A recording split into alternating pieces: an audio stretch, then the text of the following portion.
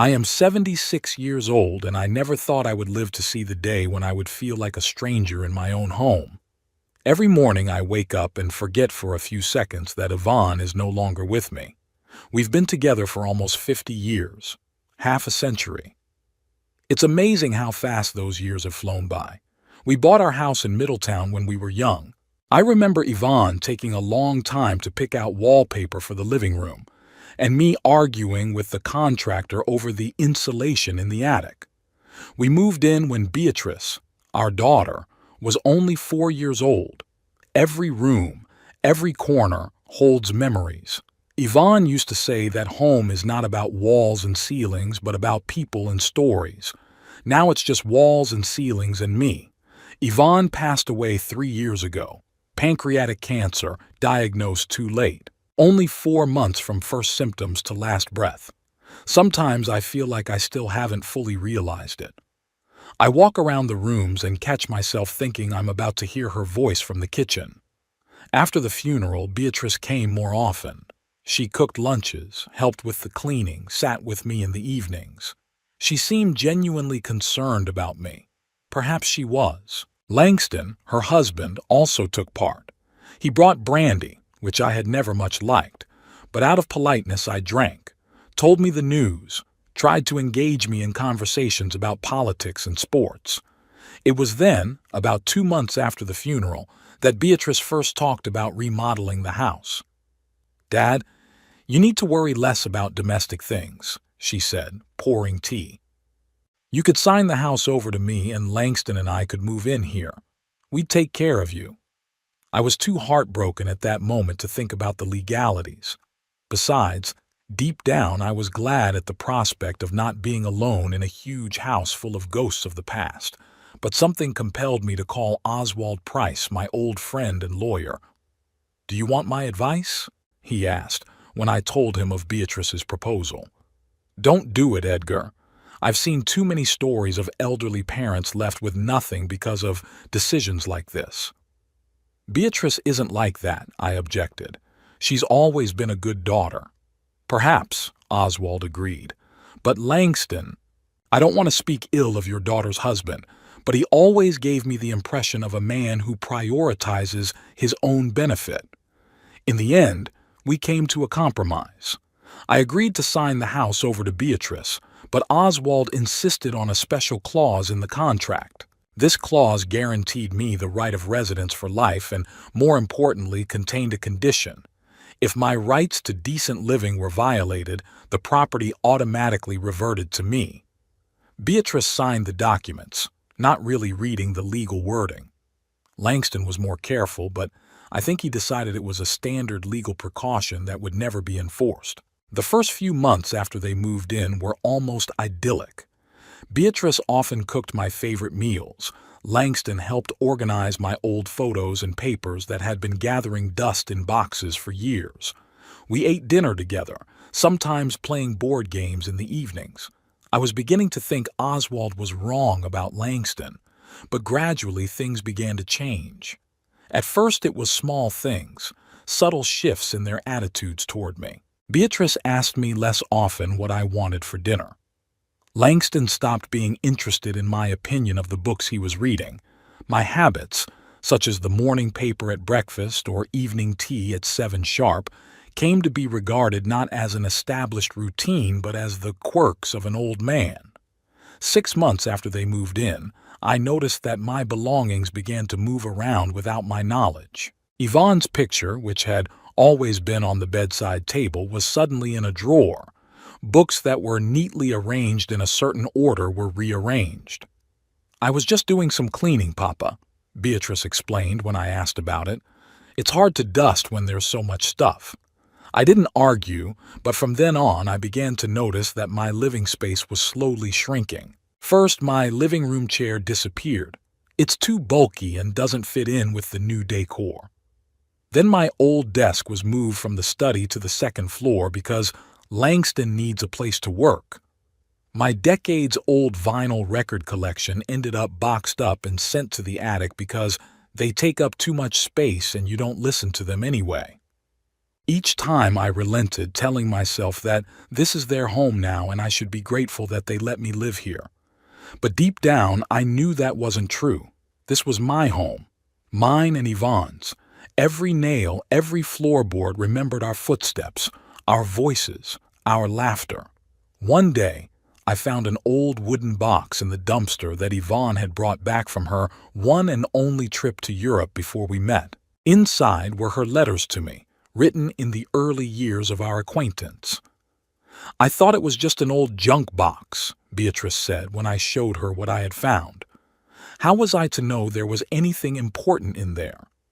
But there was no genuine regret in her eyes, only annoyance that I had made a fuss over some old junk. I sat in my room for a long time that night, rereading the yellowed pages with faded ink, and felt an invisible wall growing between me and my daughter.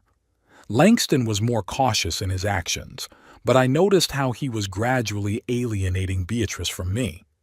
When I went into the room where they were talking, there was often an awkward pause. Sometimes I caught his appraising glance, as if he were estimating how long I had left. At dinner, Langston talked more and more about future plans, about how they'd renovate the house, when he never finished the sentence, but we all understood the unspoken "when you're gone." My bedroom, which had once been my and Yvonne's marital room, gradually became my only sanctuary. I spent more and more time there, avoiding seeing my daughter and son-in-law. Sometimes I heard them discussing me, thinking I couldn't hear. "He's getting stranger and stranger," Beatrice said. "Yesterday I found him sitting in the dark at 3 o'clock in the morning." "It's age, my dear," Langston replied. "We must be patient. It won't be long now." Talking like that made me feel cold inside. Once my daughter could spend hours listening to my stories about working at the IRS, about how I tracked down crooks and exposed fraud. Now I was a burden to her, a ticking clock that would soon stop. The final straw was their decision to remodel the kitchen. The same kitchen where Yvonne made her famous apple pies, where we had Sunday breakfast as a family, where Beatrice learned to bake cookies under her grandmother's tutelage. "We're thinking of putting an island in here and replacing the entire unit," Langston said, unfolding blueprints on the table. "Modern style, minimalist." "What about the sideboard?" I asked, pointing to the antique oak cabinet that Yvonne and I had bought for our 5th wedding anniversary. "Oh, we'll throw it away, of course," Langston replied nonchalantly. "It takes up too much space and doesn't fit the concept at all." I didn't argue, but that evening I called Oswald. "They're out of line," I said, trying to keep my voice low so they wouldn't hear me at the door. "I feel like a ghost in my own house." "Do you remember that clause in the contract?" Oswald asked. "It is still in force, but to activate it, you need a good reason and proof." "Such as what?" "If they restrict your access to living quarters, if they create unbearable living conditions, if they physically evict you from your room." Oswald was silent. "But it will be difficult to prove it. You need witnesses, documents." I thanked him for his advice and hung up. That night I couldn't sleep for a long time, remembering the past and thinking about the future. I remembered how Beatrice took her first steps, how I taught her to ride a bicycle, how proud I was of her success at school. Where and when did it all go wrong? When did my beloved daughter turn into someone who looks forward to my death? Maybe it all started when she met Langston. He was always ambitious, always seeking material wealth. Maybe he didn't see our house as a family nest full of memories, just real estate that could be modernized and resold for a profit. Or was it me? Was I too distant after Yvonne's death, too immersed in my grief, not noticing that Beatrice was also suffering from the loss of her mother? Still, I couldn't help thinking about that secret clause in the contract, about the possibility of getting the house back if they crossed a certain line. The thought had seemed absurd to me before. How could a daughter betray her own father so much? But now, lying in the dark and listening to the footsteps on the stairs, I allowed for the first time that it could happen. I didn't want it to. I didn't want conflict. I didn't want to sever my relationship with the only close person I had left. But with each passing day, I realized more and more clearly that I might not have a choice. Either I would humble myself and fade away quietly in my corner, or I would find the strength to fight for what was rightfully mine. Since that memorable conversation with Oswald, I had been watching the house more closely. The little things that I had previously written off as accidental or misunderstood were now forming a disturbing picture. The change in Beatrice's behavior was especially noticeable. Whereas before she had been at least occasionally interested in my opinion or well-being, now all our conversations were reduced to formal phrases at breakfast. "How did you sleep?"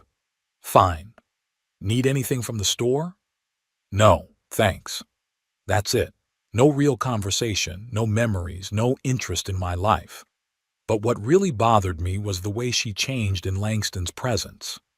As soon as he entered the room, her voice would get higher, her movements more fidgety, and her gaze would constantly dart between me and her husband, as if she were afraid to say the wrong thing.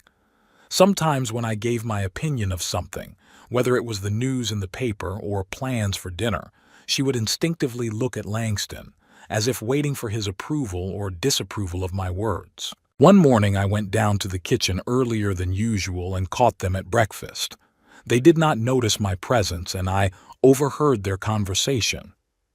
"He's getting more and more stubborn," said Beatrice, stirring her coffee. "Yesterday he was grumbling again about rearranging the living room." "You worry too much, dear," replied Langston, with that peculiar tone of condescending patience one uses when speaking to a fractious child. "He's just an old man clinging to the past. That's normal at his age. But the house belongs to us, and we have every right to do whatever we want in it." "I know, but still. He's my dad." "So?" Langston put his hand on her shoulder. "Do you owe him something? Remember how he treated you when you were a kid. All that lecturing, all that, you have to be the best. He was always unhappy with your grades, your friends, your choices. And now you feel guilty about some furniture rearrangement?" I froze in the doorway, hesitant to enter or leave. The way Langston had distorted the past, the way he'd manipulated Beatrice's feelings, it made me furious. Yes, I was a demanding father, but only because I saw great potential in my daughter and wanted her to realize it. I was never the tyrant he described me as. "Maybe you're right," Beatrice sighed. "It's just that sometimes I look at him and I see that daddy who taught me how to ride a bike or helped me with my homework." "That's nostalgia, honey," Langston interrupted her. "You only remember the good things and forget the rest. Besides, it doesn't last forever. Sooner or later we'll have to decide what to do with him. The house is too big for one old man to take care of. Maybe we should think about a nursing home." "A nursing home?" Beatrice sounded doubtful. "I don't know if he'd agree." "Who said anything about consent?" Langston grinned. "In his state of health, it won't be hard to convince the doctor that he needs constant care. You're a school psychologist. You should know how to do that." At that moment, I coughed deliberately and walked into the kitchen. The conversation was instantly cut short. Beatrice was blushing and fussing with the coffee pot, and Langston was staring at the newspaper with the most unruffled expression. "Good morning," I said, trying to keep my voice steady. "It's a lovely day, isn't it?" "Papa!" Beatrice exclaimed with exaggerated joy. "You're early today. Would you like some toast?" I sat down at the table, watching her flap around me with feigned concern. Langston looked up from his paper and nodded at me as usual, but I noticed something new in his gaze. An estimate? A calculation? It was as if he was revising his plans in light of the fact that I could hear their conversation. That afternoon, I decided to do a little experiment. At lunch, I accidentally dropped my fork, and while bending over to pick it up, I caught Langston's foot. "I'm sorry, my hands aren't the same," I said with a slight smile.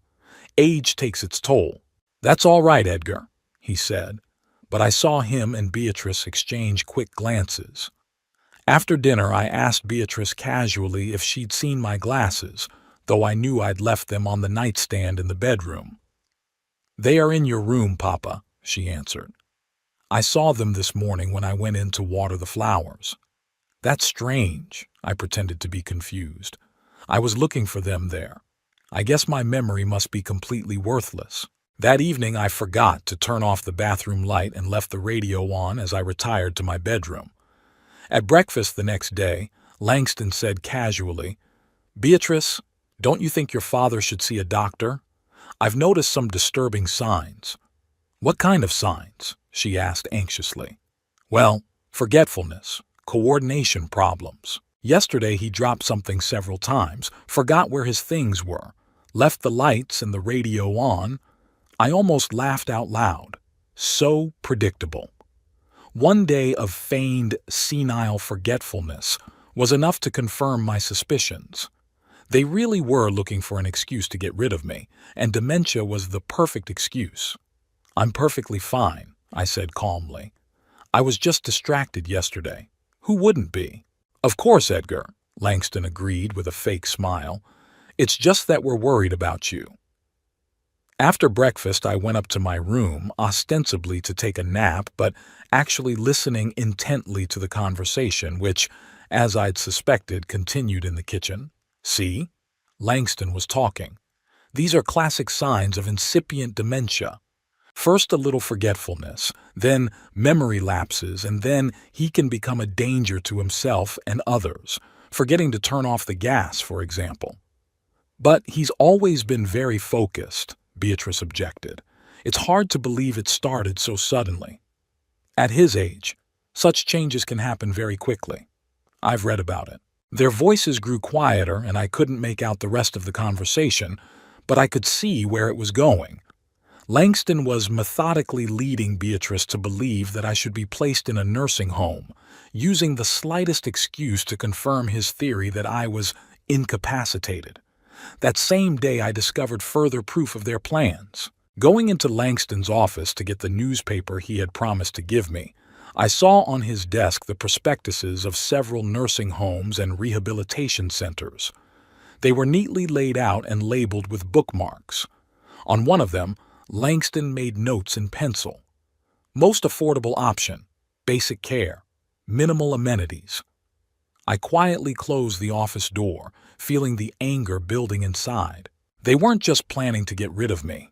They wanted to do it cost-effectively by shoving me into the cheapest facility possible.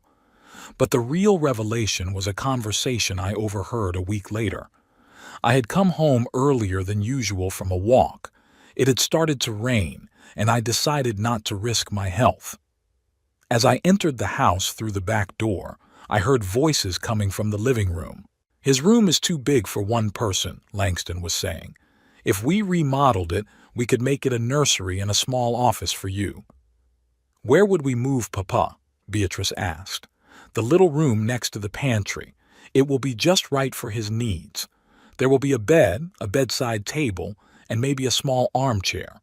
What else do you need at his age?" "I don't know, Langston." I could hear the doubt in Beatrice's voice. "This room faces north, and it's always damp and cold. We'll put in a heater. Besides, it's a temporary solution.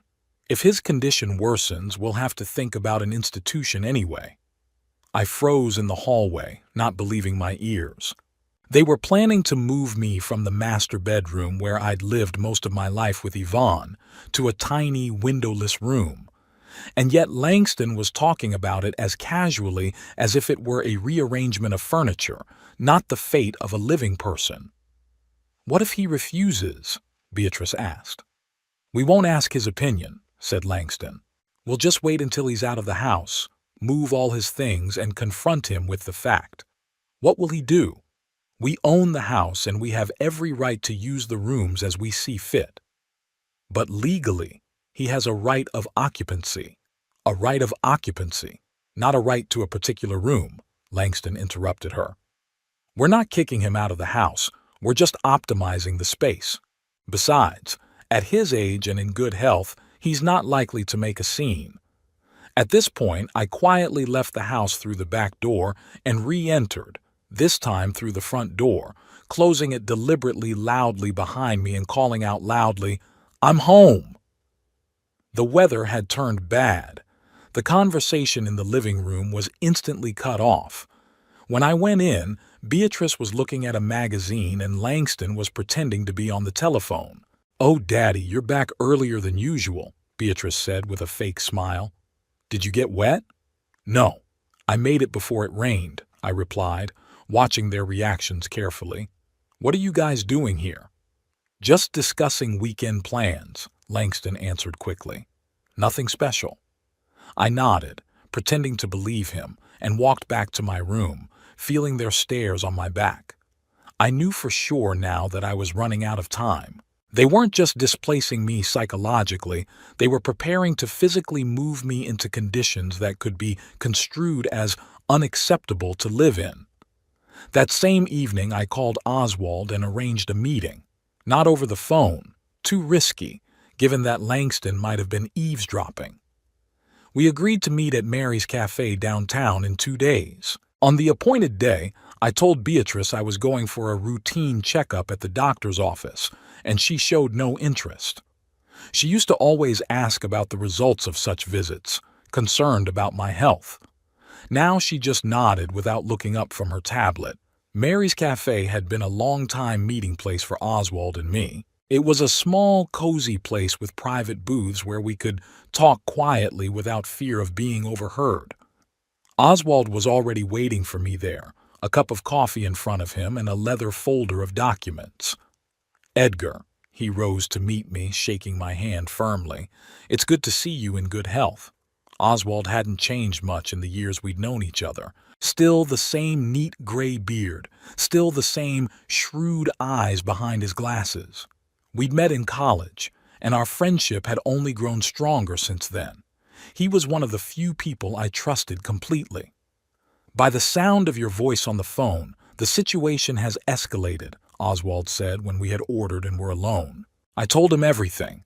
The overheard conversations, the plans to move me into a tiny room, the nursing home prospectuses on Langston's desk, their attempts to find signs of dementia in my behavior. Oswald listened attentively, occasionally making notes in his notebook. When I finished, he sipped his coffee in silence, pondering what he had heard. "The situation is more serious than I thought," he said at last. "They're really getting ready to get rid of you, and from the looks of it, Langston is leading the way. Your daughter seems to have some doubts, but is too much under his influence." "What am I to do, Oswald?" I asked, feeling helpless for the first time in years. "Remember the special clause in the contract we drew up?" He opened a folder and pulled out a copy of the document. Here it was, paragraph 17. "In the event that Edgar Thornberry's rights to live in dignity are substantially violated, including but not limited to being forced to live in inappropriate conditions, restricted access to living quarters, or physically evicted from the home, title to the property shall automatically revert to Edgar Thornberry without the ability to contest this decision." "I remember," I nodded. "But how do I prove that my rights have been violated?" "That's the hardest part," Oswald admitted. "We need hard evidence. If they really move you into that room against your will, it would be a clear violation, but it would be desirable to have witnesses who could confirm the coercion. What other actions on their part could be considered a violation of my rights? If they physically throw you out of the house, even temporarily," Oswald answered. "If they create unbearable living conditions, if they turn off the heating in your room, for example, or restrict access to the kitchen or bathroom, if they threaten you or put psychological pressure on you to leave the house." He paused, looking at me carefully.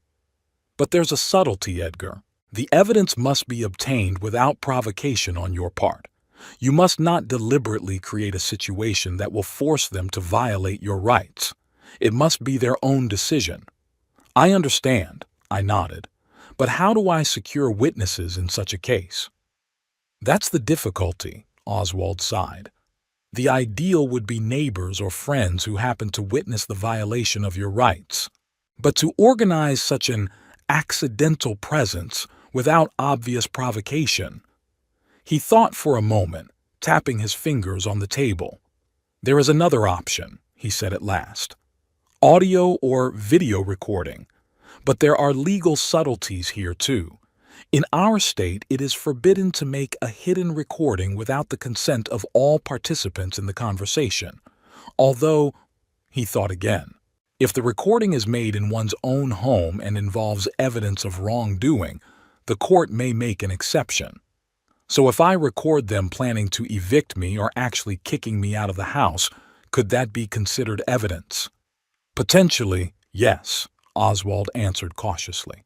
"But witness testimony would be much more reliable. Live witnesses are always more convincing to a court of law than recordings that can be challenged as illegally made or taken out of context." We continued to discuss strategy, and Oswald suggested several possible scenarios.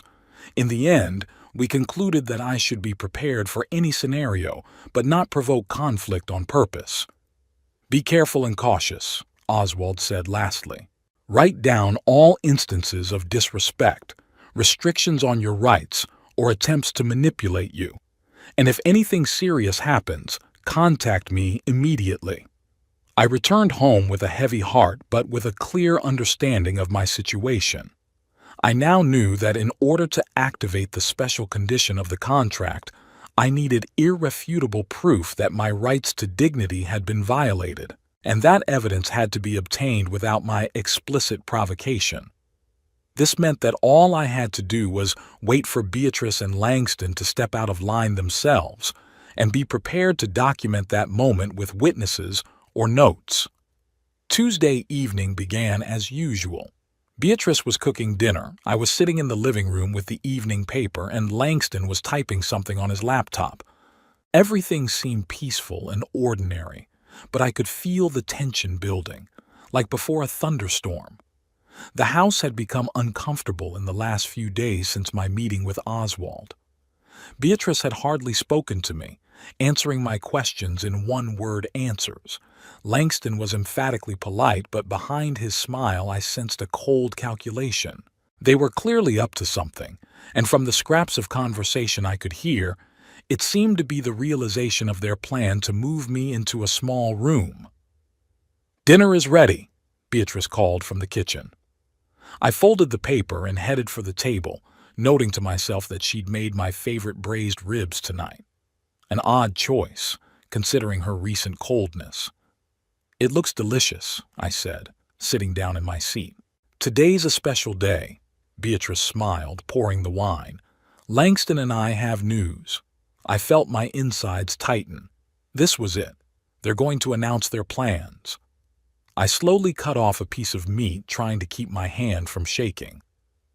"We've decided to start renovations," Langston said, raising his glass. "We're going to completely renovate the second floor." "Including my room?" I asked directly, looking him in the eye. There was silence for a moment. Beatrice froze with her fork in her hand, and Langston frowned slightly, clearly not expecting such a direct question. "Well, actually, yes," he said at last. "We want to freshen up the interior of the whole house. Your room hasn't been renovated in a long time." "And where will I move during the renovation?" I continued, although I knew the answer. "There is a small room next to the pantry," Beatrice intervened. "We have already begun to prepare it. It will be very cozy, Papa." "It's a windowless room," I said calmly, "and it's always damp." "We've put in a heater," Langston said quickly, "and we put in a good bed. It'll be comfortable, I promise." I looked at my daughter, trying to find a twinge of doubt or shame in her eyes, but all I saw was determination. She was completely under her husband's influence. "And after the renovation?" I asked. "Would I go back to my room?" Beatrice and Langston exchanged quick glances. "Actually," Langston began cautiously, "we were thinking of converting your present room into a nursery and study for Beatrice. It's too big for one person, and a smaller room would be perfect for your needs." "My needs?" I repeated. "And what do you think my needs are, Langston?" "Well, you don't need much space," he shrugged. A bed, a nightstand, maybe a chair. What about bookshelves? I interrupted. My desk? The vinyl record collection you've already sent up to the attic? The pictures of Yvonne that stood on the mantelpiece until you put them away in a box? My voice remained calm, but inside everything was boiling with anger and resentment. They weren't just trying to move me into a tiny room.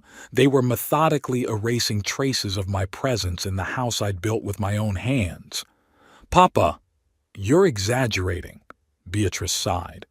We just want to make the house more modern and functional. Your things won't go anywhere. They'll just be stored in more appropriate places. More appropriate for who? I asked. For me or for you? For everyone, Langston said firmly. Edgar, be reasonable. The house belongs to us, and we have the right to use it as we see fit. We're not kicking you out. We're just optimizing the space. Optimizing, I repeated. Interesting choice of word. You know, Langston, when I worked at the IRS, a lot of companies like to use the word optimize, too. It usually meant that someone was about to be laid off. Langston blushed, but quickly pulled himself together. This is completely different, he said.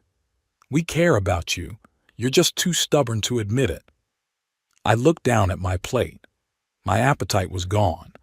I knew they'd already made up their minds and there was no use arguing, but I couldn't just sit there and be silent, letting them push me out of my life. That room is unfit for permanent habitation, I said.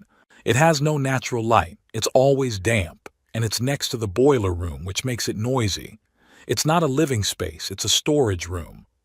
We've done everything we can to make it comfortable, Beatrice countered, and it's a temporary solution. Temporary until what? I asked bluntly. Until you decide it's time to put me in a nursing home? I saw the prospectuses on Langston's desk. Most affordable option, basic care, minimal amenities. That's very thoughtful of you. Beatrice turned pale and turned to her husband. Are you considering nursing homes? Langston gave me an angry look. It was just a preliminary reconnaissance, dear, just in case his condition deteriorated to the point where we couldn't provide proper care. I just wanted to be prepared for all options. My condition is perfectly fine, I remarked. Except for the recent signs of dementia you've been so diligent in documenting. It's amazing how they showed up right after you said that in my condition, it would be easy to convince a doctor to institutionalize me. You've been eavesdropping on our conversations? Langston was indignant. No, it's just that the acoustics in this house are good, I answered, especially when they're talking about what to do with the old man. Dinner finally turned into a battlefield. Beatrice looked confused, shifting her gaze from me to her husband. Langston was clearly angry that his plans had been discovered. You know what, Edgar, he said finally, pushing his plate away. We tried to do this the easy way. We've offered you a comfortable environment, taken care of you, but all you do is complain and nag. Maybe it's time to stop coddling you and just face facts. Langston, Beatrice exclaimed. Don't say that. Why not? He turned to her. We've been going round and round for too long. The house belongs to us, and we will do with it as we see fit. If your father can't accept that, that's his problem. I got up from the table in silence, folded my napkin neatly. Thank you for dinner, Beatrice, I said. It was delicious. I think I'll go to my room. Papa, wait. She started, but I was already heading for the stairs. I spent the rest of the evening in my room, listening to Beatrice and Langston arguing downstairs. Their voices rose and fell, but I couldn't make out the words. I sat in an old armchair by the window, looking out over the garden Yvonne had once laid out, and thought about how things had come to this. About 10 o'clock at night, there was a knock at the door of my room. It was Beatrice, with eyes reddened with tears. Papa, may I come in? She asked quietly. I nodded and she sat down on the edge of the bed. I wanted to apologize for Langston, she began. He shouldn't have said all that. We're not going to kick you out or send you to a nursing home. But you're still planning to move me into that room, I said. Beatrice lowered her eyes. We do want to remodel the second floor. And yes, your current room is too big for one person, but we'll make sure you're comfortable in your new place. Beatrice, I looked her straight in the eye, do you really think a windowless room the size of a pantry can be comfortable for a permanent residence? She was silent, avoiding my gaze. I remember how outraged you were when you read in the paper about the nursing home where the elderly were kept in tiny rooms with no natural light, I continued. You said then that it was inhumane. What's changed, Beatrice? The situation is different, she murmured, and it's a temporary solution. Temporary how? I asked, but she didn't answer. We sat in silence for several minutes. Finally, Beatrice stood up. We'll start renovations in a week. You have time to pack and decide what you want to take with you to your new room. With these words, she walked out, leaving me alone with my thoughts. The following days passed in tense silence. I took no action, just watched Beatrice and Langston prepare for the renovation. They measured the walls, ordered materials, discussed the design. No one asked my opinion. On Friday night, 3 days after our dinner conversation, what I subconsciously expected to happen happened.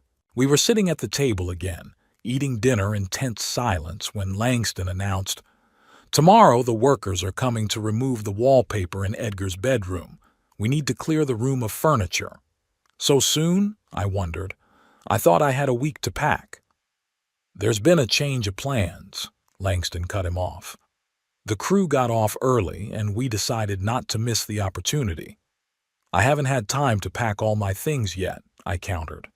"I haven't decided what I'm going to take with me to my new room." "We'll help you pack," Beatrice said, avoiding my gaze. "It'll be fine, Dad." "I'd rather go through my things myself," I insisted. "There are a lot of personal items, letters, documents." "You'll have time for that later," Langston said impatiently. "Right now, the main thing is to get the workman's room." "What if I refuse to move in tomorrow?" I asked bluntly. Langston looked at me with ill-concealed irritation. "It's not a matter of choice, Edgar. The renovations start tomorrow, whether you want them to or not." I felt anger building inside, but I held it back. This wasn't the time for an open confrontation. "I understand," I said calmly, "but I need at least tonight to pack the essentials." "Of course, Papa," Beatrice agreed quickly, casting a warning glance at her husband. After dinner, I went up to my room and began packing, hearing Beatrice and Langston arguing again downstairs. Their voices grew louder and louder, and at one point I heard the front door slam. Looking out the window, I saw Langston get into his car and drive away. About an hour later, Beatrice knocked on my room again. She looked upset and agitated. "Daddy, I need to talk to you," she said, sitting down on the edge of the bed. "I know this all seems wrong, but understand, Langston and I just want to make the house more modern and comfortable for everyone. And this little room, it's not so bad. We tried to make it cozy." "I've seen the room, Beatrice," I replied. "There are no windows, and it's damp and noisy from the boiler room. It's not habitable." "But we have installed a heater and good lighting," she exclaimed. "And the noise from the boiler room isn't so bad. You just don't want to give it a chance." I looked at my daughter and saw in her eyes not concern but irritation. She wasn't trying to understand my feelings. She wanted me to stop resisting their plans. "Beatrice," I said quietly, "this room is smaller than a cell in a prison. Do you really think it's the right place for your father?" "You exaggerate everything," she flared up. "Why can't you just accept what we're trying to do for you? Why are you always unhappy with everything?"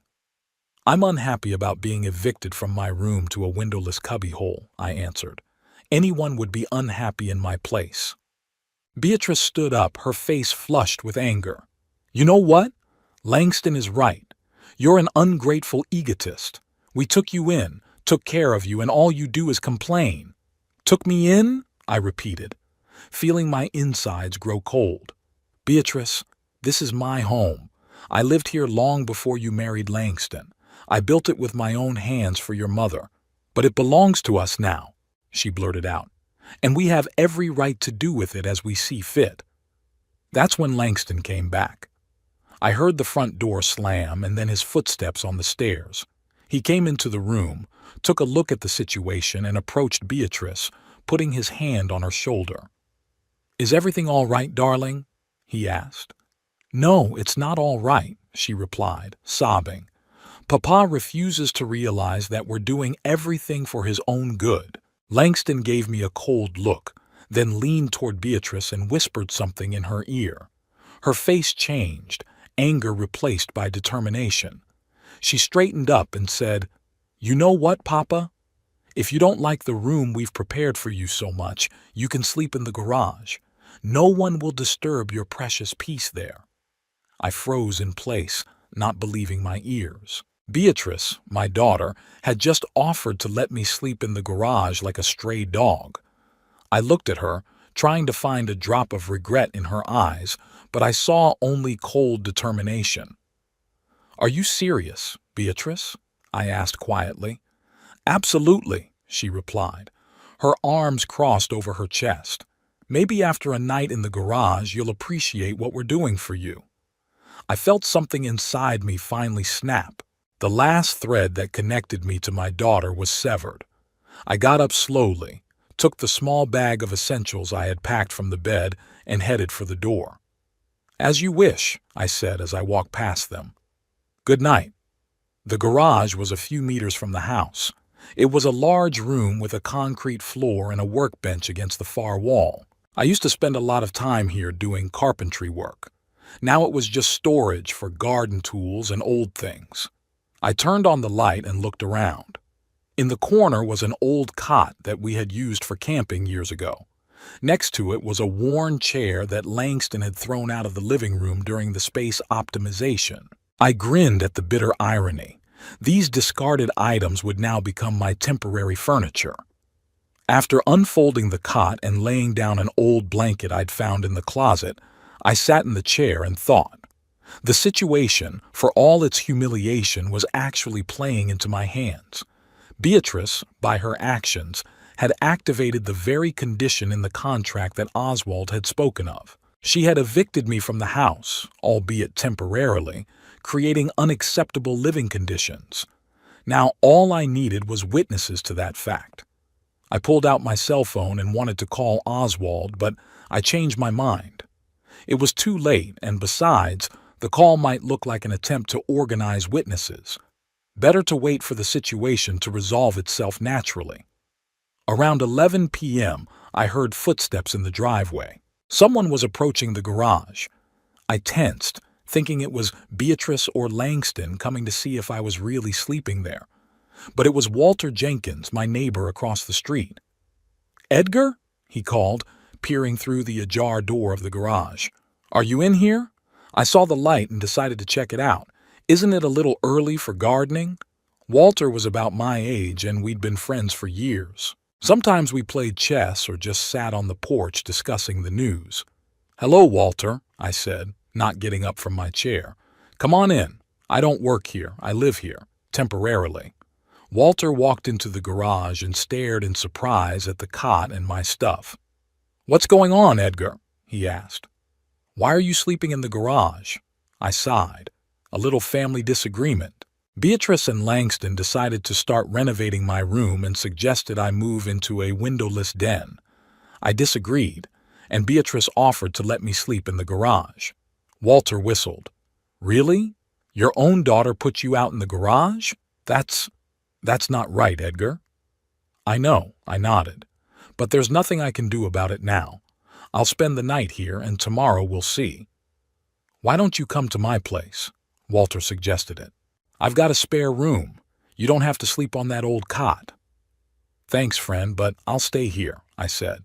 "It's a matter of principle." Walter nodded understandingly. We talked some more and he left, promising to come back in the morning. I lay down on the cot, but I couldn't sleep. I thought of Beatrice, of how she had changed under Langston's influence, of how quickly family ties fall apart when money and property come into play. In the morning, I was awakened by a knock on the garage door. It was Ray, the mailman who had been serving our neighborhood for years. "Good morning, Mr. Thornberry," he said, handing me a package. "I have the book you ordered for you. Sign here, please." I took the clipboard from him to sign, and Ray finally noticed the cot and my things. "You slept here?" he wondered. "Yeah, temporarily moved into the garage," I answered calmly. "A little family disagreement." Ray shifted uncomfortably from foot to foot, obviously unsure of what to say. "Are you all right, Mr. Thornberry?" he finally asked. "Maybe you need some help." "I'm fine, Ray. Thank you for your concern," I smiled. "Just a misunderstanding with my daughter and son-in-law. It'll be resolved soon." The mailman nodded, but I could tell by the look on his face that he was concerned. As he left, he cast another glance at my temporary shelter and shook his head. In the afternoon, as I sat in a chair in front of the garage, I was approached by a young couple who had recently bought the house across the street, Barbara and Trevor Ellis, if I remembered correctly. "Mr. Thornberry," Barbara called out. "Sorry to bother you, but we were wondering, we're having trouble with our lawnmower and the neighbors said you're an expert on machinery. Maybe you could take a look at it." "Sure," I agreed, getting up. "Let's see what's wrong." We headed toward their house, and on the way Trevor remarked, "I saw you sleeping in the garage last night. Is there a problem with the house?" "No, there's nothing wrong with the house," I replied. "Just a little family disagreement. My daughter and her husband decided to renovate my room and suggested I move into the closet. I declined, and my daughter offered to let me sleep in the garage." Barbara and Trevor exchanged glances. "But this is your house, isn't it?" Barbara asked cautiously. "Technically it belongs to my daughter now," I explained. "I signed it over to her after my wife died, but I have the right of occupancy for life." "And they evicted you to the garage?" Trevor exclaimed. That's wrong." "Temporary hardship," I shrugged, trying to look calm. "It's no big deal." I met the second night in the garage more prepared. After Barbara and Trevor Ellis left, I decided to set up my temporary home a little.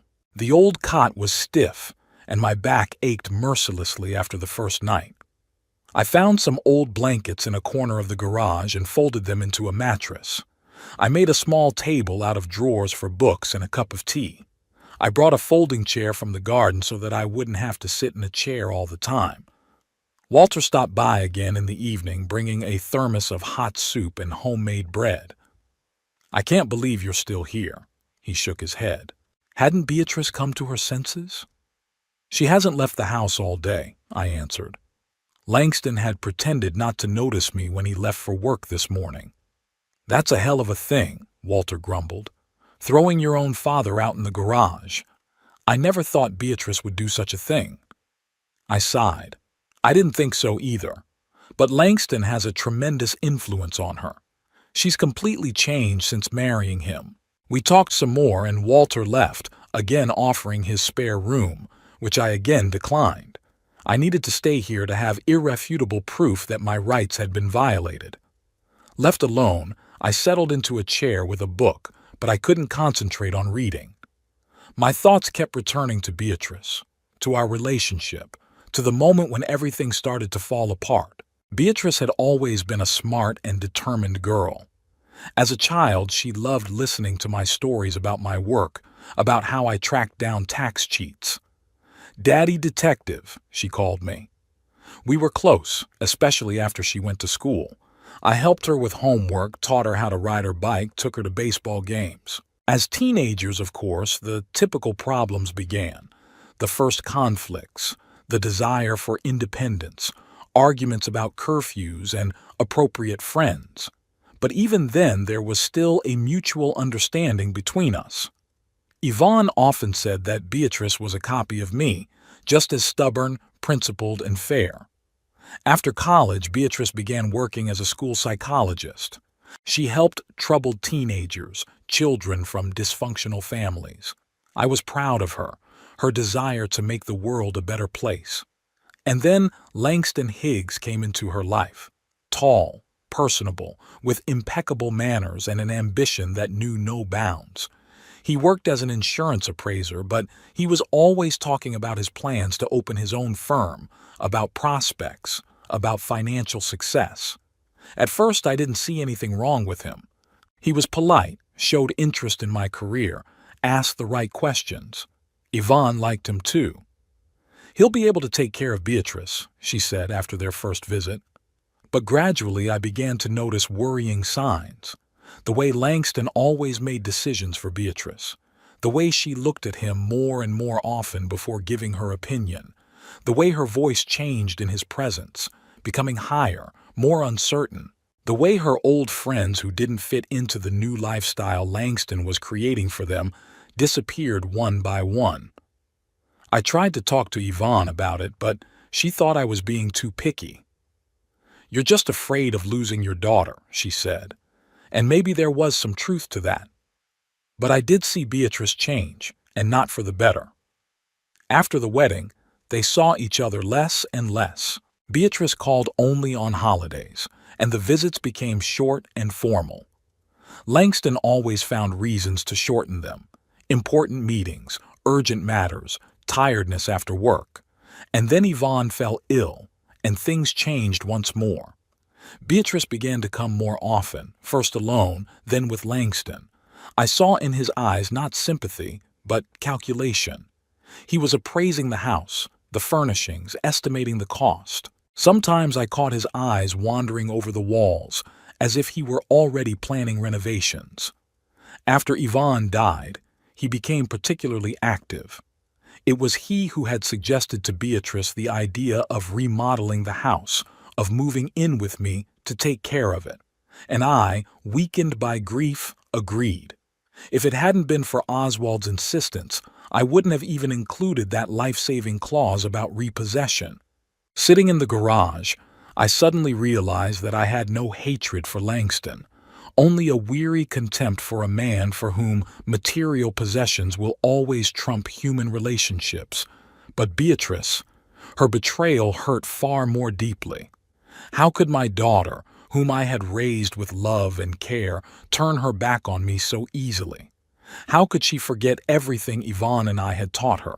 Maybe I was guilty of something myself. Had I been too strict with her as a child, too demanding? Or on the contrary, had I not prepared her enough for life, for the fact that not all people are guided by the principles of honesty and justice? These thoughts swirled in my head until I fell asleep in the chair, not having reached the cot. The morning began with rain drumming on the garage roof. I woke up with a stiff neck and a sore back. It wasn't a good idea for an old man to sleep in a chair, but there wasn't much choice. I stood up, stretched, kneading my joints, and walked to the garage door. The house was dark and quiet with only the kitchen light on. Beatrice was usually up early to make breakfast before work. I decided not to go into the house. If they wanted me to live in the garage, so be it. I had a thermos of leftover soup from Walter and some bread. That should be enough for breakfast. And then I need to call Oswald. Around 9 in the morning, when the rain had stopped, I dialed my friend's number. Oswald answered after the second ring. "Edgar? Good to hear from you. How are you?" "Not so good," I answered. The situation had gotten worse. I told him what had happened, how Beatrice had kicked me out into the garage after Langston had whispered something in her ear. About how I had already spent 2 nights in the garage and none of them had even tried to check on me. "That's a serious violation of your rights to decent living," Oswald said after a pause. "In fact, they evicted you from your home, albeit on the property. The garage is not meant for living. It lacks the necessary amenities. That activates a clause in our contract." "Are you sure?" I asked. "Wouldn't it look like an overreaction to a temporary situation?" "Edgar," Oswald's voice became serious. "They threw a 76-year-old man out to sleep in the garage. That's not just a breach of contract, it's inhumane. You have every right to get your house back." I sighed. "I have witnesses. Several neighbors have seen me sleeping in the garage and know the reason why." "Did you organize these witnesses on purpose?" Oswald asked cautiously. "No, I answered honestly. They came by themselves. Walter, the letter carrier, the new neighbors across the street. I was just answering their questions. Good, said Oswald with relief. It's important that the evidence came naturally, without your active participation. It makes them more weighty in a legal sense. We talked some more, and Oswald suggested, I will prepare all the necessary documents to activate the repossession clause. If you decide to act, everything will be ready. I can bring them to you tonight. Thank you, Oswald, I said. I'll be waiting. After the conversation, I felt strangely relieved. The decision was not yet final, but the very possibility of acting, of regaining control of my life, was energizing. I decided to do some gardening to take my mind off my heavy thoughts. The old rose bushes that Yvonne had once planted needed pruning. The work was monotonous but soothing. As I trimmed the dry branches, I felt I was cleansing not only the garden but my thoughts as well. Mr. Thornberry? I heard a woman's voice and turned around. Eleanor Pratt, a neighbor who lived 3 houses down from us, was standing on the path. She was an elegant lady in her 60s with a small dog on a leash. We didn't know each other well, but we always said hello when we met. Good morning, Mrs. Pratt, I replied, shaking my hands off the ground. I haven't seen you working in the garden for a long time, she said. It's usually your brother-in-law, isn't it? Yes, Langston has been doing most of the gardening lately, I nodded, but today I've decided to do the roses myself. They require special care. Eleanor looked at me carefully, then turned her gaze to the garage where the door was open, revealing the cot and my things. Pardon my curiosity, Mr. Thornberry, but do you live in the garage? I sighed. Temporarily. A little family disagreement. Family disagreement? She interjected. The kind that forces an elderly man to sleep in the garage? That's not the usual. My daughter and son-in-law have decided to renovate my room, I explained calmly. I disagreed with their plans, and Beatrice offered to let me sleep in the garage. Eleanor looked shocked. But this is your house. I remember when you and your late wife built it. You lived here long before your daughter got married. Technically, it's Beatrice's house now, I said. I signed it over to her after Yvonne died. And she evicted you to the garage? Eleanor shook her head. That's just outrageous. You must do something about it, Mr. Thornberry. I'm working on it, I replied with a slight smile. Don't worry, Mrs. Pratt. It'll all work itself out. She expressed her indignation for a while longer, then left, promising to come back later to make sure I was all right. I went back to work in the garden, but my thoughts were no longer so heavy. The support of my neighbors, even if it was in the form of simple human involvement, was energizing. The day passed in work and reflection. I saw Beatrice leave for work in the morning and return in the evening. She cast a glance in my direction but did not approach me, did not ask how I was. Langston, too, left and returned, defiantly ignoring my presence. They acted as if I didn't exist, as if I were a ghost, invisible and inaudible. About 7 o'clock in the evening, Oswald arrived. He parked his old Buick at the curb and walked up to the garage, holding a leather folder of papers. So this is where you live now, he said, looking around the garage. Impressive. Welcome to my humble abode, I grinned, gesturing for him to come in. Have a seat. But there's nothing to sit on except a chair and a cot. Oswald sat down in the chair, put the folder on his lap, and looked at me carefully. How are you holding up, Edgar? Surprisingly well, I replied. Sure, my back hurts from the damn cot and it's cold at night, but mentally, I'm as ready to fight as I've ever been. That's good, because the paperwork is ready, Oswald said, opening a folder. Here is the official notice of activation of the repossession condition. It is based on paragraph 17 of our contract. It states the violation of your rights to decent living conditions, including eviction to an uninhabitable property. He pulled out another document. And this is a formal eviction notice for Beatrice and Langston. By law, they must vacate the premises within 30 days of receiving the notice. I took the papers, ran my eyes over them. It was impeccable, in Oswald's typical style, clear, legally correct, and free of double interpretation.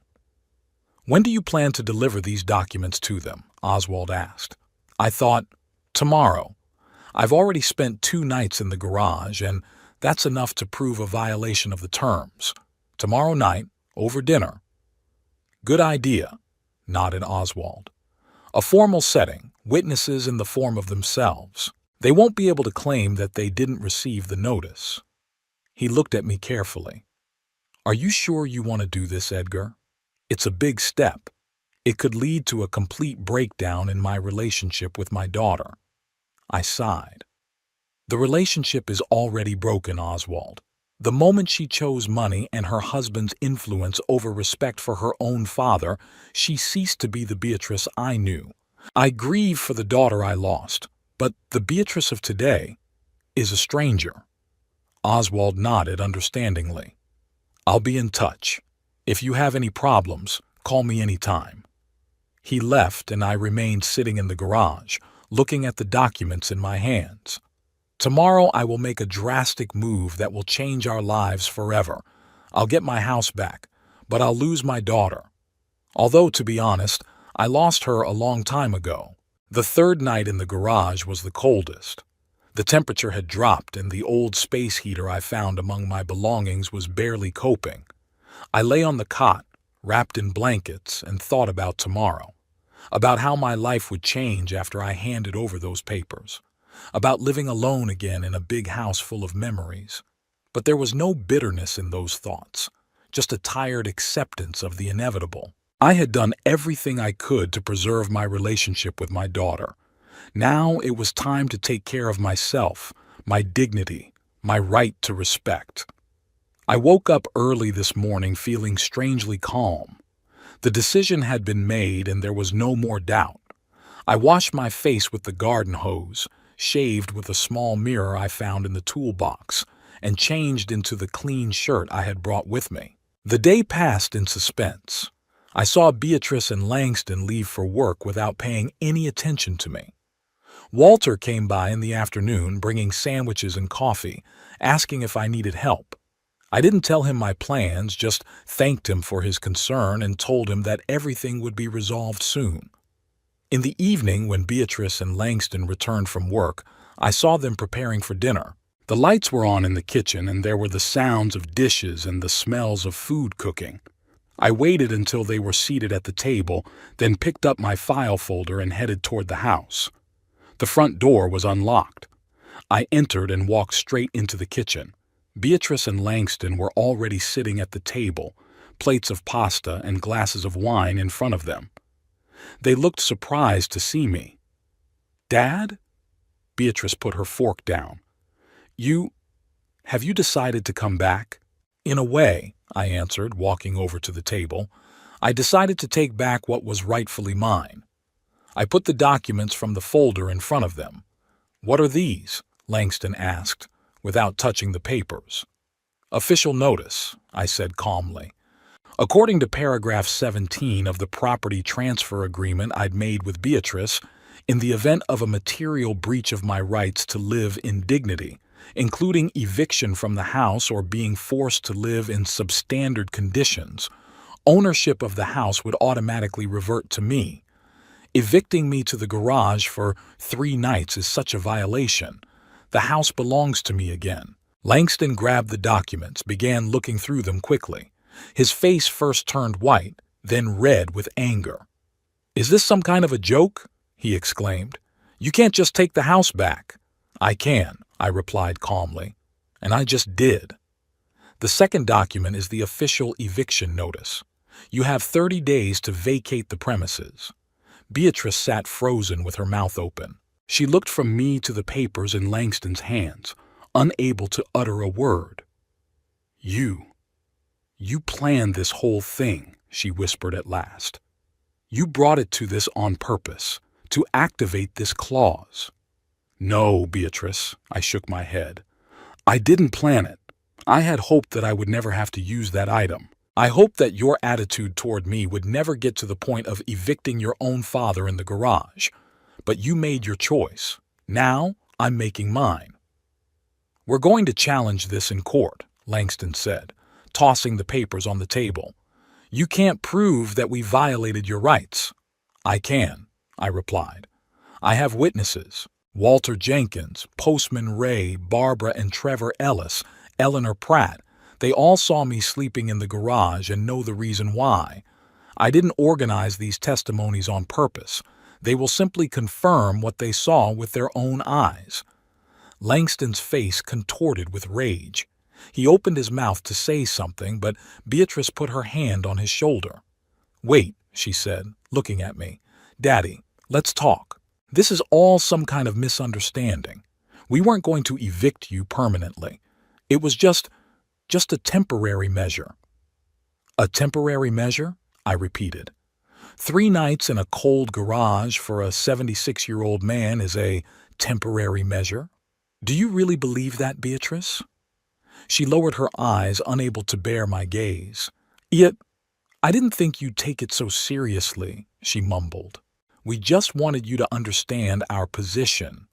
No, Beatrice, I interrupted. You wanted to break me, to make me submit to your plans, to move me out of my room into a windowless cubbyhole, and then, when I'd finally become a burden, to send me to the cheapest nursing home with basic care and minimal amenities. I'm not blind or deaf. I've seen the avenues, heard your conversations. Beatrice jumped up from her chair. It was Langston. It was he who insisted on the repairs, on your moving in. I was always against it. That's not true, my dear, Langston interposed. You said yourself that your father was taking up too much space, that his things were in the way, that he— I'm not! Shut up, cried Beatrice. I never said such things. I watched the scene with sad calmness. They had already started blaming each other, trying to avoid responsibility. Typical. That's enough, I said firmly. The decision has been made. The papers have been filed. You have 30 days to move out. If you need help finding a new place to live, I can offer the contacts of several realtors. You can't do that, Langston hissed. You can't just throw us out on the street. I'm giving you 30 days, as is the law, I replied. That's more than you gave me when you evicted me to the garage. And I'm not throwing you out on the street. You have the means to rent an apartment or even buy your own house. You both work. You have a steady income. I turned to leave, but Beatrice grabbed my arm. Daddy, please. There were tears in her eyes. Don't do this. We can fix this. We won't do any repairs. You can stay in your room. Please. I looked at her with a long look. It's too late, Beatrice. You made your choice when you chose your husband's ambition over respect for your father, when you agreed to evict me to the garage to teach me a lesson, when you let Langston manipulate you and turn you into someone I no longer recognize. I'm your daughter, she whispered. Doesn't that mean anything? It does, I answered. That's why it hurts so much. But sometimes you have to admit that a relationship is irretrievably broken. 30 days, Beatrice. After that, I hope never to see you again. With these words, I turned and walked out of the kitchen, leaving them in stunned silence. The morning after the eviction notice was surprisingly quiet. I woke up in my room, in my bed, and for a few minutes I just lay there staring at the ceiling. Birds were chirping outside the window, sunlight streaming through the curtains. Everything was the same as before, but at the same time completely different. I went down to the kitchen about 7 in the morning, expecting to find Beatrice and Langston there, but the house was empty. On the table was a note. Gone to work. Talk to you tonight. Beatrice's handwriting, neat and even as always. No emotion, no trace of last night's scene. I made myself a coffee and sat at the table, wondering what would happen next. I was sure they wouldn't give up so easily. Langston, with his ambition and self-righteousness, was probably already consulting lawyers, looking for loopholes in our contract.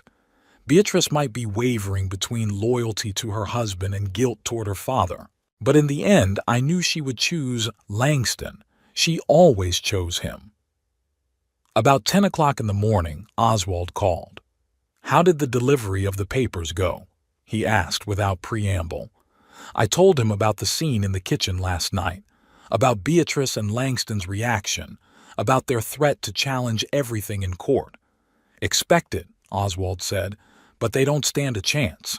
The contract is flawless. The activation clause is clearly spelled out. In addition, we have witnesses who can confirm the fact of your eviction to the garage. They can claim that I went there voluntarily," I said. "They might," Oswald agreed, "but it's easy to disprove. Why would a 76-year-old man voluntarily sleep on a cot in a cold garage when he has a comfortable bedroom in the house? It's illogical, and any court would realize that." After talking to Oswald, I decided to put the house in order. In the months that Beatrice and Langston had lived here, they had managed to change the interior considerably. My belongings had been moved, boxed up, sent to the attic or cellar. Many items dear to my heart disappeared without a trace. I started with the living room, putting back in place photos that Langston had removed as outdated. A picture of Yvonne in the garden, a portrait of her and me on our silver wedding day, old family snapshots of Beatrice as a little girl with 2 pigtails. I arranged them on the shelves, on the mantelpiece, giving the house back its history and soul. The day passed in such a busy way, and by evening I felt tired but also satisfied that the house was gradually returning to its former appearance. I was about to prepare my supper when I heard the sound of a car coming up. Beatrice and Langston had returned, and judging from the fact that there was a third person with them, they were going to have a serious conversation. I met them in the hallway. Beatrice looked pale and tense. Langston looked determined and confident. With them was a middle-aged man in an expensive suit who held a leather briefcase, obviously a lawyer. "Good evening," I said calmly. "I take it we have guests?" "This is Mr. Hunter, our lawyer," Langston introduced without even saying hello. "We'd like to discuss yesterday's, incident." "Of course," I nodded. "Come into the living room." They followed me into the living room, and Langston noticed the change in the interior. "What have you done to our living room?" he exclaimed, looking around. "Where are the modern pictures? Where are the new lamps?" "I've put everything back where it belongs," I replied simply. "It's my house again, and I prefer it to look the way it did when Yvonne was here." "Let's get down to business," the lawyer said, sitting down in his chair and opening his briefcase. "Mr. Thornberry, I have read the documents you handed to my clients yesterday. I must say that they are drafted unusual, but perfectly legal," I said. "If you have any doubts, you can contact my lawyer, Oswald Price." "Oh, I've already contacted Mr. Price," Hunter nodded. "We had a lengthy conversation this morning. He very persuasive in his defense of your position." I saw Langston twitch nervously. Apparently the results of that conversation had not met his expectations. "Nevertheless," Hunter continued, "my clients are challenging the breach of contract. They claim that you voluntarily moved into the garage for a few days, and that this cannot be considered an eviction or an uninhabitable condition." "I understand their position," I said calmly, "but the facts say otherwise. Beatrice had explicitly ordered me to go to the garage to sleep after Langston had whispered something in her ear. It wasn't a suggestion, it was an ultimatum." "That's not true," Beatrice exclaimed. "I never ordered you to sleep in the garage. I just said that if you didn't like the room we'd prepared, you could sleep in the garage. That was sarcasm, not an order, which you reinforced by locking my bedroom door," I remarked. "I discovered it when I tried to come back at night." Beatrice turned even paler. "I did not lock your door. It was just an accident." "Anyway," Mr. Hunter intervened, "it's your word against their word. Without witnesses, this argument has no weight in court." "I have witnesses," I said. Several neighbors saw me sleeping in the garage and know the reason why. Walter Jenkins, who lives across the street, stopped by both nights and brought me food. Ray, the mailman, saw me this morning and was surprised to find me there. Barbara and Trevor Ellis, the young couple across the street, also saw me sleeping in the garage. Eleanor Pratt spotted me while walking her dog. All of them are willing to confirm that I was living in the garage out of choice. Langston and Beatrice exchanged worried glances. Mr. Hunter frowned. "Did you purposefully arrange these testimonies?" "No," I answered honestly. They had noticed the unusual situation on their own. I was merely answering their questions. Ask them yourself if you don't believe me. Mr. Hunter tapped his fingers thoughtfully on the arm of his chair. It was obvious he was reconsidering his strategy. "Even if your residence in the garage is proven," he said at last, "there is still the question of the proportionality of the response. Eviction from the house for staying in the garage for 3 days might be considered by the court as excessive punishment." "It's not about 3 days," I objected. "It's about intent and attitude. Beatrice and Langston plan to move me into a windowless, uninhabitable room next to the boiler room. They had already begun preparations for this without asking my consent.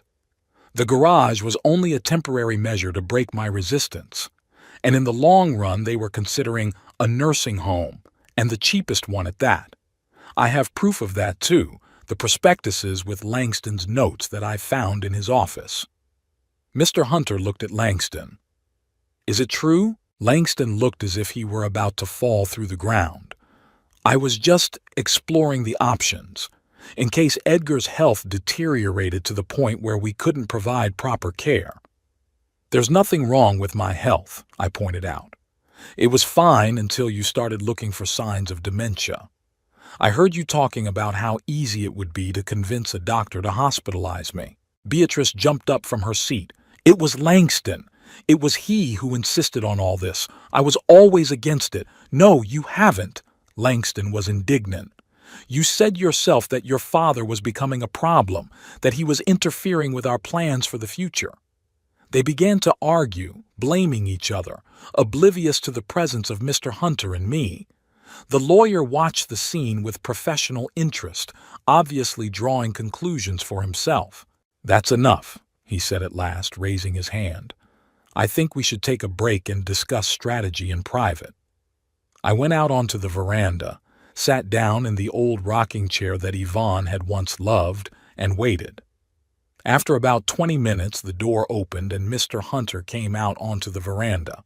"Mr. Thornberry," he said, "after discussion with my clients, I have come to the conclusion that litigation in this case is not in their best interests. Even if there is a chance to challenge the activation of a contractual term, the process will be long, expensive, and public. The reputational risks to Mr. and Mrs. Higgs would be significant. I have recommended that they agree to your terms and vacate the house within the specified time frame," Hunter continued. "However, they are asking for some concessions. In particular, an extension to 60 days instead of 30, so that they can find a suitable place to live." "I'll agree to 60 days, I said, "provided they immediately stop any attempt to change the interior of the house or move my belongings without my consent." "That's a reasonable request," Hunter nodded. "I'll give them your answer." Some time later, Beatrice came out onto the veranda, alone, without Langston or Mr. Hunter. "Papa," she said quietly, "I need to talk to you. Alone." "Yeah, I don't know how it came to this," she began. "We weren't planning on evicting you or putting you in a nursing home. At least, I didn't. Langston, he has his own way of looking at things. He always thinks in practical terms, sometimes too practical." "It's not practicality, Beatrice," I objected. "It's greed and lack of respect. He sees this house only as a possession to be used or sold for profit. He doesn't see the stories, the memories, the soul that your mother and I put into it." Beatrice lowered her eyes. "I know. And I should have realized that, but I let him convince me that we were acting in your best interests, that a small room would be more comfortable for you, that you yourself would be glad to be rid of the trouble of looking after a big house. Did you really believe that? I asked. Or were you just repeating what Langston said to justify yourself? She was silent for a long time, then said quietly, "Probably the second. Deep down, I knew it was wrong, but it was easier to agree with it than to confront it. Langston, he could be very persuasive. What happens now?" she finally asked. "To us, to you and me." I sighed. "I don't know, Beatrice. You betrayed my trust. You let my husband force me out of my own home. You evicted me to the garage. These are not things that are easily forgotten or forgiven." "I understand," she said quietly. "But you're my father. You're the only person I have left besides Langston. Isn't there any way to make it right?" "Time will tell," I replied. "Right now, I need space and time to heal. And you might want to think about your life, about your decisions, about who you are without Langston's influence." The following weeks passed in a strange coexistence. Beatrice and Langston began looking for a new place to live, gradually packing up their belongings. I was rebuilding the house, restoring it to its former appearance. We lived under the same roof but hardly crossed paths. At the end of the second week, I contacted another lawyer and revised my will. Previously, all my property, including the house, was to go to Beatrice upon my death.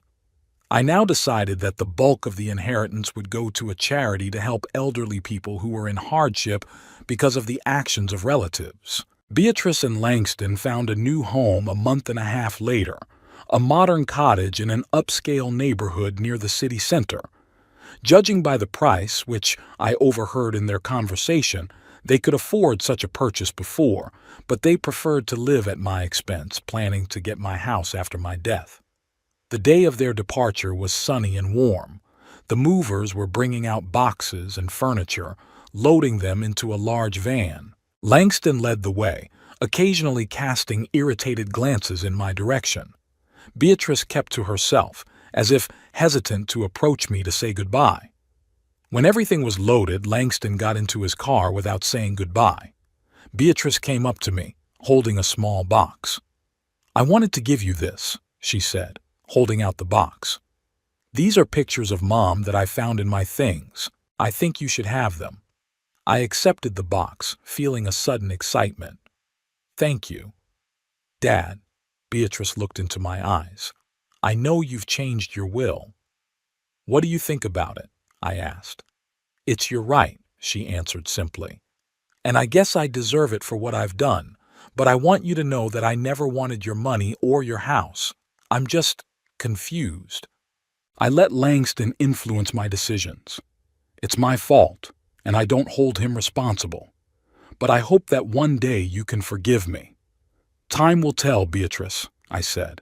"We both have a lot to think about." She nodded, then suddenly hugged me quickly, awkwardly, as if she were a child. Then she pulled away and walked to the car, where Langston was waiting. I stood on the porch, watching their car disappear around the corner. A strange feeling of devastation and release at the same time filled me. I had won the battle for my home, for my dignity, but the price had been high, perhaps a permanent break with my only daughter. That evening, Walter came by with a bottle of whiskey and 2 glasses. "Thought you might need some company," he said. "And a good drink." I smiled, pointing to a nearby chair. "You're right on time, friend." We sat in silence, sipping whiskey and watching the sun slowly sink below the horizon.